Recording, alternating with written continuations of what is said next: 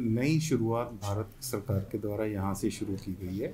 TB मुक्त भारत को करने के लिए हम उन लोगों तक आज इस अभियान के तहत पहुँचेंगे जो टीबी की जांच के लिए हमारे पास नहीं पहुँच पा रहे थे। यूँ तो हमारे हर जगह पे हमारे डायग्नोस्टिक सेंटर्स हैं, हमने अपनी टीबी की जांच के लिए केंद्र बना रखे हैं। हमारे स्वास्थ्य कर्मी, हमारी आशा बहनें, हमारे आशा वर्कर्स और एएनएम फील्ड का स्टाफ, वो सभी गांव-गांव में पेशेंट्स की जांच के लिए उनको प्रेरित करते हैं, समय समय पर उनको बताते रहते हैं बीमारियों के बारे में।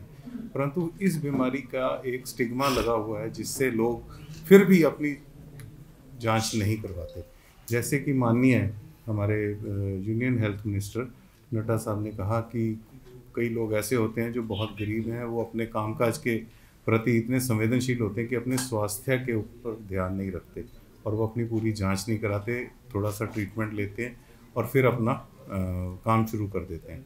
तो हम इस अभियान के तहत उन लोगों तक भी पहुंचेंगे। हमारा फोकस्ड अप्रोच रहेगा उन हाई रिस्क एरियाज़ में कैंप्स लगाने के लिए, हमारा फोकस्ड अप्रोच रहेगा उन इंडस्ट्रियल साइट्स पे जाने के लिए जहाँ पे ये कर्मी अपनी स्वास्थ्य की उनकी जांच करवा सकें।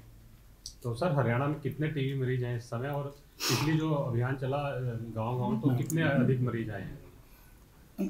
देखिए, 2015 के मुकाबले 2015 में मैं आपको बताऊं, हरियाणा में सिर्फ 2 लाख हमने टीबी के टेस्ट किए थे और उस टाइम पे जो पेशेंट थे वो हमारे सिर्फ 35,000 पेशेंट थे। आज 2024 में अब तक यानी नवंबर तक हम 8 लाख टेस्ट कर चुके हैं, 4 गुना ज़्यादा टेस्ट कर चुके हैं। और इस टाइम तक यानी आज 7 तारीख तक 81,500 पेशेंट, 81,000 से ऊपर पेशेंट टीबी नोटिफाइड हो चुके हैं इस साल के लिए, जो आज तक का सबसे बड़ा आंकड़ा है। और इसका ये है कि जितने ज़्यादा केस नोटिफाई करेंगे, जितने जल्दी उनको हम पकड़ेंगे, उतनी ही जल्दी हम टीबी को ख़त्म कर पाएंगे। पहले टीबी के पेशेंट में एक कमी होती है कि आमतौर पर हमारा एक स्टिग्मा है, सोशल स्टिग्मा है। अब टीबी का पेशेंट लक्षण होते हुए भी, लक्षण आपको पता है कि वो चला 2 हफ्ते से ज़्यादा बुखार हो, 2 हफ्ते से ज़्यादा खांसी हो, वज़न लगातार 1 महीने से वज़न लूज कर रहा हो, और बलगम में उसके ये है कि खून आ रहा हो, और HIV का कोई पेशेंट हो, इस तरह का उनको टीबी होने की ज़्यादा संभावना होती है। तो उन पेशेंट्स को हम प्रिवेंटिव टीबी बोलते हैं और उनके हमने टेस्ट करने ही करने होते हैं। इनकी पहचान पहले हम वल्नरेबल पॉपुलेशन की पहचान कर रहे हैं और उनकी लाइन लिस्टिंग हमने अक्टूबर और नवंबर में लाइन लिस्टिंग कर लिया है ऐसे पेशेंट की, और ऐसे एरिया भी आइडेंटिफाई कर लिए जो हाई फोकस एरिया हैं जिनमें ज़्यादा टीबी का बर्डन है। और जिन टीबी के पेशेंट्स के कॉन्टैक्ट, अब टीबी के पेशेंट, आपको पता है कि एक टीबी का पेशेंट लगभग 1 साल में 10 नए टीबी के पेशेंट क्रिएट कर सकता है अगर उसका इलाज ना किया जाए। और आपको लगभग पूरे भारत की 40% जनता में टीबी का कीटाणु है और उसको 10 से 15% लाइफ टाइम रिस्क है टीबी होने का। तो इसलिए अभी हम टीबी प्रिवेंटिव ट्रीटमेंट भी साथ साथ दे रहे हैं। ऐसे लोग जो वल्नरेबल पॉपुलेशन के हैं, जहाँ पे आप मान लिए स्लम एरिया है, कोई इंडस्ट्रियल एरिया है, झुग्गी झोपड़ी कोई भी है, या अभी आपको ये लगता है कि इस आदमी को तो कैंसर है, डायबिटीज़ है, ऐसे पेशेंट्स में टीबी होने का रिस्क ज़्यादा होता है। और उन पेशेंट की हमने पहले ही चिन्हित करके हमने लाइन लिस्टिंग कर ली है, और उन सभी की हम स्क्रीनिंग करके पहले एक्सरे से, हैंड हेल्ड एक्सरे से स्क्रीनिंग करेंगे, और उसके बाद हम उनका जो अप फ्रंट नाट यानी जो PCR टेक्नोलॉजी, आपको पता है कोविड के दौरान आप सभी जानते हो PCR टेस्टिंग होती थी, polymerase chain reaction testing.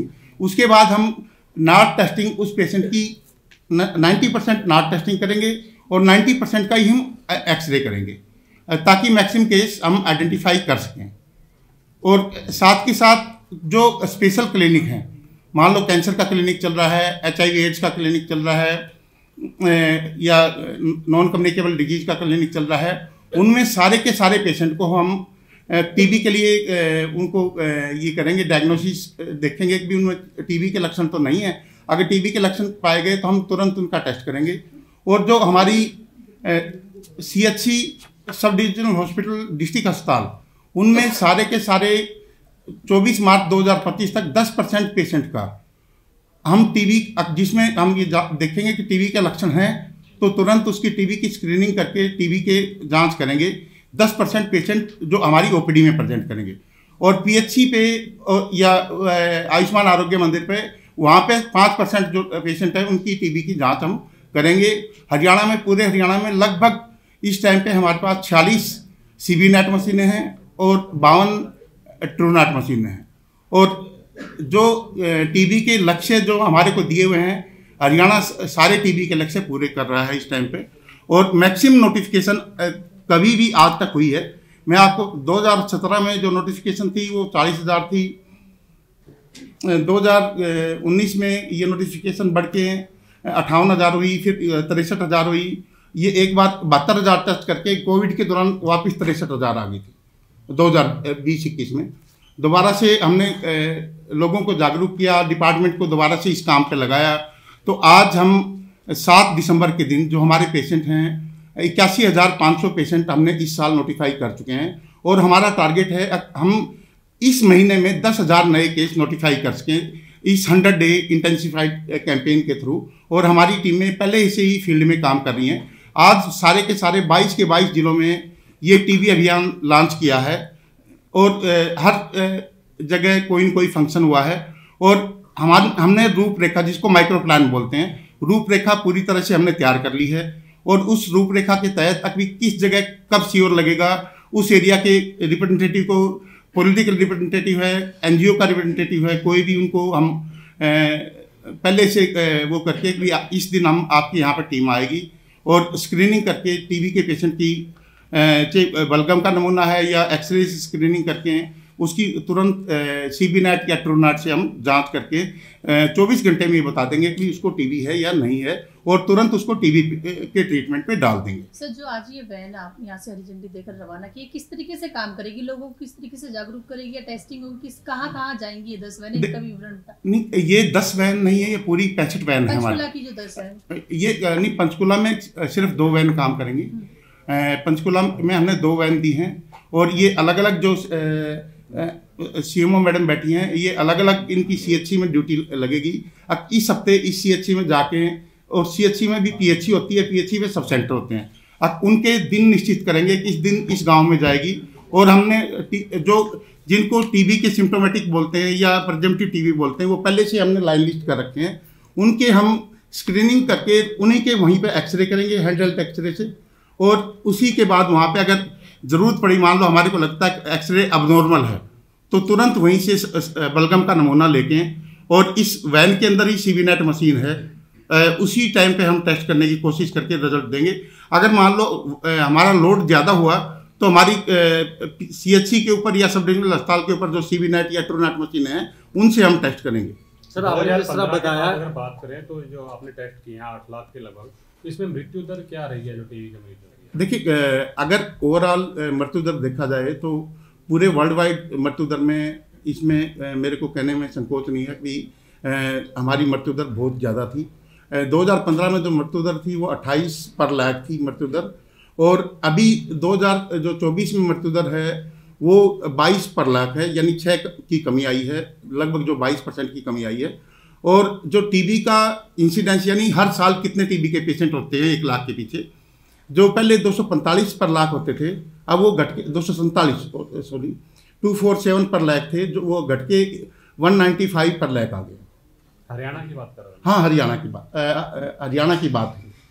Haryana में 195 पर लाख हैं के, और लेकिन हरियाणा में हमने इंटेंसिफाइड कैंपेन चलाई हुई है, तो हम 195 गवर्नमेंट ऑफ इंडिया का फिगर नहीं मानते। एक बार अभी हम अपनी इंसिडेंस रेट निकाल लेंगे, और मैक्सिमम केस आपको पता है कि हमारे को इसमें कोई हिचक नहीं, भी कोई इनाम नहीं लेना, अभी हम केस को छुपाएं, मैक्सिमम केस निकाल के लोगों को बताएंगे कि उस केस का अगर कोई भी है 4, 5, 6 कॉन्टैक्ट हैं, उनके सभी के सैंपल उनके भी लेंगे, और उनके घरों में मान लो कोई उनको पाया जाता है कि इसको टीबी के लक्षण है, तो उसका नमूना लेके हम तुरंत उनके कॉन्टैक्ट की भी जांच करेंगे। लेकिन अगर मान लो उनको टीबी के लक्षण नहीं पाए गए, फिर भी हम 3HP ट्रीटमेंट होता है, यानी टीबी प्रिवेंटिव ट्रीटमेंट बोलते हैं। जिन पेशेंट के जो पेशेंट निकले उनके सारे घर वालों को 3 महीने तक हर हफ्ते एक टेबलेट होती है जिसका INH और रिफापेंटिन टेबलेट बोलते हैं। वो लेटेस्ट वो रिफापेंटिन लेटेस्ट इंट्रोडक्शन है टीबी ट्रीटमेंट में। हर हफ्ते एक टेबलेट लेंगे वो पेशेंट जो उसके घर वाले हैं, और 12 हफ्ते तक वो 12 टेबलेट कंज्यूम कर लेंगे। अगर उनमें टीबी होने का कोई वो भी हुआ तो वो तुरंत खत्म हो जाएगा। अगर कोई टीबी का कीटाणु है वो खत्म हो जाएगा। और इसी तरह जो अगर कोई जिनमें इम्यूनो कॉम्प्रोमाइज बोलते हैं, जिनमें रोगों से लड़ने की ताकत कम होती है जिन आदमियों में, उनको हम 28 दिन तक लगातार 1HP बोलते हैं उसको, हर रोज एक ट्रीटमेंट एक टेबलेट हर रोज देंगे उसको। तो दवाई की बात की जाए तो क्या प्राइवेट मिलती है दवाई या सिर्फ सरकारी? देखिए आपको मैं आज के दिन बता रहा हूँ, अगर कोई भी private practitioner TB notifiable disease है और टीबी को 1993 में WHO द्वारा ग्लोबल इमरजेंसी डिक्लेयर कर दिया गया है, अगर कोई भी प्राइवेट प्रैक्टिशनर हमारे को टीबी नोटिफाई नहीं करेगा तो जो IPC की पुरानी धारा है IPC 269, उसके तहत 6 महीने की सज़ा उस प्रैक्टिशनर की पैथोलॉजी लैब की कोई भी अगर जिसमें मान लो टीबी आ गया, टीबी का पेशेंट डिक्लेयर हो गया और उसने हेल्थ डिपार्टमेंट को नोटिफाई नहीं किया, पहले टाइम पे हम 6 महीने की सज़ा, अगर उसके बाद भी दूसरी बार भी वो कोताही बरतता है तो उसकी IPC 270 के तहत, जिसको मैलिग्नेंट नेग्लिजेंसी बोलते हैं, वो कार्रवाई करेंगे जिसके तहत 2 साल की सज़ा है। तो सारे के सारे अभी आपको मैं बताता हूँ, जब तक ये टीबी 2012 के बाद जब टीबी नोटिफाई हुई और ये धारा लागू की, पहले हमारी जो प्राइवेट में ये थी, प्राइवेट के जो हमारे पास पेशेंट आते थे वो सिर्फ 15% आते थे। इस टाइम पे इस साल 45% पेशेंट प्राइवेट में नोटिफाई किए हैं। सर जैसे कि अभी एक नीचे आपने वीडियो दिखाई थी कि मतलब जो टीबी के पेशेंट हैं उनसे भेदभाव नहीं करना चाहिए, मतलब साथ रह के, और यहाँ आपने अभी बताया कि एक टीबी का पेशेंट लगभग 10 संक्रमण लोग, मतलब एक साल में 10 लोगों को संक्रमित कर सकता है, तो इसमें लोग कैसे बच सकते हैं और साथ में ध्यान भी देखिए मैं आपको बता रहा हूँ कि उनके घर वालों को हम टीबी प्रिवेंटिव ट्रीटमेंट देते हैं। अगर कोई लक्षण नहीं है तब भी हम 12 टेबलेट 3 महीने तक खिलाएंगे, तो उनके घर वाले तो अपने आप बच गए। और टीबी का पेशेंट का इलाज होते ही इलाज शुरू किया, आज हमने 15 दिन टेबलेट ली है, उसने 15 दिन की टेबलेट ली, 15वें दिन वो पेशेंट इन्फेक्टिव नहीं रह जाता, यानी उस पेशेंट से आगे संक्रमण नहीं फैलता। इसीलिए हम ये कहते हैं कि परिवार वालों से अलग ना रहे और उनसे कोई भेदभाव ना किया जाए। अगर वो 15 दिन दवाई खा लेता है तो आगे वो बीमारी नहीं फैला सकता। और आपके माध्यम से हम ये कहना चाहेंगे कि जो इलाज है 6 महीने का इलाज पूरा करें, और टीबी की जितनी भी, चाहे कोई भी कितनी महंगी दवाई हो, सारी की सारी गवर्नमेंट ऑफ हरियाणा की तरफ से, गवर्नमेंट ऑफ इंडिया की तरफ से फ्री ऑफ कॉस्ट दी जाती हैं। और टीबी के पेशेंट के जो ट्रीटमेंट पे है उसको पहले 3 महीने, अगर आज टीबी का पेशेंट डिक्लेयर हुआ है तो हम कोशिश करते हैं 15 दिन के अंदर अंदर उसके खाते में 3000 रुपये 3 महीने के लिए चले जाएं। 3 महीने वो ट्रीटमेंट पे पूरा ट्रीटमेंट लिया है तो 3 महीने के बाद हम 3000 रुपये और डाल देते हैं, ताकि अगले 3 महीने वो पूरे 6 महीने उसका इलाज पूरा कर सके। और कितनी दूसरी मैं बात बताता हूँ, ड्रग रेजिस्टेंस टीबी लगभग 3% पेशेंट ड्रग रेजिस्टेंस टीबी के हैं, और ड्रग रेजिस्टेंस टीबी की जो मेडिसिन हैं बहुत ही महंगी होती हैं। और पहले 36 महीने ट्रीटमेंट चलता था और लोग ऐसी मेडिसिन होती थी अब जिससे लोग सुसाइड भी कर जाया करते। 36 महीने हर रोज एक इंजेक्शन लेना, आप समझ सकते हैं कितनी वो थी। अभी कुछ एक दिन पहले यहीं पे वर्कशॉप हो चुकी है, और अगले आज जैसे बोला भी है बीपाल एमरीजीन, जो टीबी का ड्रग रेजिस्टेंस टीबी 3% पेशेंट होते हैं हरियाणा में इस टाइम पे लगभग 2700 ड्रग रेजिस्टेंस टीबी के पेशेंट हैं।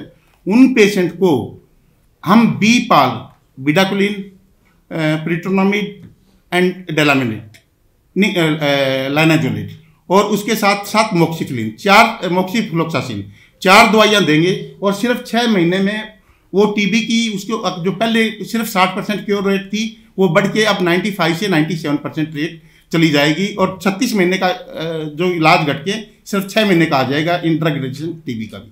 हरियाणा का कौन सा जिला जो है सबसे ज्यादा इफेक्टिव है टीबी से? नहीं, टीबी से इफेक्टिव ये है कि जो सबसे ज़्यादा केस नोटिफाइड हैं वो अभी गुरुग्राम से हैं, सबसे ज़्यादा केस नोटिफाइड। अगर आप जिला वाइज भी वो जानना चाहें तो मेरे पास डाटा है हर जिले का। सवाल ये है, जो टोटल पेशेंट है, हाँ जी, total patient how many are beginners, कैदी कितने उनमें, और जो कैदी टीबी के हैं उनका साथ में जो एड्स के पेशेंट है क्या कोरिलेशन है उनका, क्या? देखिए, आपको मैं बताना चाहूँगा जो HIV एड्स के जो पेशेंट हैं लगभग उनका 34% में टीबी का ट्रीटमेंट दिया जा रहा है। यानी टीबी और HIV एड्स के पेशेंट हैं जो उनको HIV के पेशेंट हैं उनमें 1% है, 34% ट्रीटमेंट कंप्लीट कर चुके हैं। और साथ में मैं आपको बताना चाहूँगा कि जो टीबी HIV को इन्फेक्टेड है वो 1% में, उनमें 6% में टीबी पाई जाती है, सॉरी 1% नहीं हो। डायबिटीज में 6% में, अल्कोहल यूजर 2%, और जो हाउस होल्ड कॉन्टैक्ट, अगर कोई टीबी का कॉन्टैक्ट है, जो हमारा डाटा बोल रहा है 70% जो हाउस होल्ड यानी उसका कोई न कोई टीबी रिश्तेदार टीबी का पेशेंट था तो उसमें टीबी पाई गई है। नहीं सर, मेरा सवाल ये है जो टोटल पेशेंट है टीबी के उनमें कैदी कितने हैं और कंबाइंड ऐसे कितने दोनों चीजें हैं? नहीं, मेरे को HIV का है जी 864 HIV के पेशेंट हैं जो टीबी, जिनको टीबी है हरियाणा में। HIV संक्रमित जो पेशेंट हैं वो 864, उनमें से 864 पेशेंट को टीबी है और जो टीबी के ट्रीटमेंट पे हैं।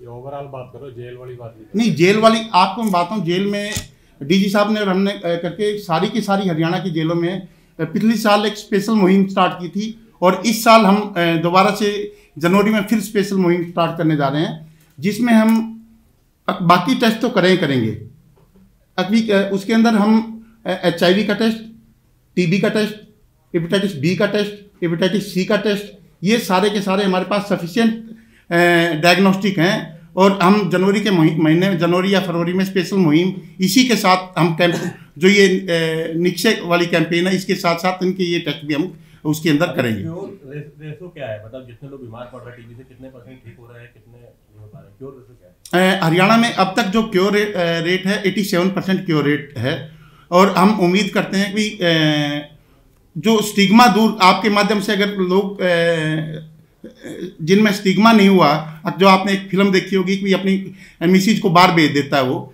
अगर स्टिग्मा खत्म कर दिया हमने टीबी का, लोग, मैं आपको डॉक्टर जानता हूँ इतने, अब जिनको टीबी है तो उनको, उसने मेरे को भी बोला यार मेरे घर वालों को भी मत बताना टीबी है मेरे को, मैं इलाज ले लेता हूँ ऐसे। तो इतना स्टिग्मा है, वो अब तक हम स्टिग्मा दूर नहीं कर सके हैं। अगर ये स्टिग्मा दूर हो गया तो ये रेशियो 100% हो जाएगा। अगर जो आज के टाइम पे इलाज अवेलेबल है, जो लेटेस्ट इलाज अवेलेबल है, लेटेस्ट टेक्नोलॉजी से टेस्ट हो रहे हैं, उसके तहत हम काम करेंगे तो हम टीबी मुक्त हो जाएंगे।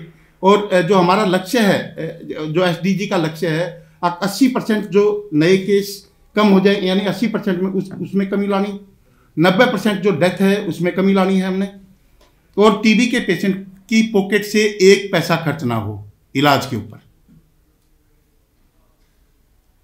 हम इस लक्ष्य को लेकर चल रहे हैं और आने वाले दिनों में आप लोगों के माध्यम से अवेयरनेस ज़्यादा वो करेंगे और मैक्सिमम पेशेंट को हम आइडेंटिफाई करेंगे, जो पेशेंट मिसिंग है उन पेशेंट को आइडेंटिफाई करेंगे, तो टीबी का संक्रमण अपने आप सोसाइटी से खत्म हो जाएगा और हम टीबी मुक्त तभी हो पाएंगे जब हम लास्ट केस तक नहीं पहुंच जाएंगे। इसमें हम अभी तक सिर्फ पल्मोनरी ट्यूबरकुलोसिस की बात कर रहे थे जिसके ऊपर ज़्यादा बात हो रही थी, परंतु मैं बताना चाहूँगा, ये मेरा पर्पस आपको बताने का सिर्फ अवेयरनेस क्रिएट करने के लिए है कि टीबी शरीर के किसी भी अंग में हो सकता है, किसी भी अंग में, हमारे ब्रेन में हो सकता है, हमारी आइज़ में हो सकता है, हमारी ओरल कैविटी में हो सकता है, हमारे लंग्स में तो है ही है, हमारी लिवर में हो सकता है, हमारी इंटेस्टाइन में हो सकता है, हमारे जेनिटल ऑर्गन्स में हो सकता है, हमारी गांठों में हो सकता है, स्किन में हो सकता है। It can affect all the organs of the body, it is such a disease. और अगर किसी को कोई ऐसी बीमारी है जो ठीक नहीं हो रही हो, चाहे वो स्किन की है, चाहे वो बोन्स की है, पेन्स रहते हैं बोन्स की है, इंटेस्टाइन्स की है, ठीक है, तो वो ज़रूर अपनी टीबी की जांच उसके बारे में भी ज़रूर कराए। कहीं टीबी तो नहीं है, आंत की टीबी तो नहीं है, हड्डियों में टीबी तो नहीं होगी, जोड़ सूज गए हैं कहीं टीबी तो नहीं होगी, कमर में इतना दर्द रह रहा है कहीं ये टीबी तो नहीं हो सकती। तो हम टीबी के डायग्नोसिस को साइड में रख लेते होते हैं। तो मेरा सबसे आपके ज़रिए ये कहने का औचित्य है कि आप ये ज़रूर बताएं लोगों को कि टीबी किसी भी अंग में हो सकती है और वो किसी भी डिजीज़ को मिमिक कर सकती है और इसके लिए जांच कराना अत्यंत आवश्यक है।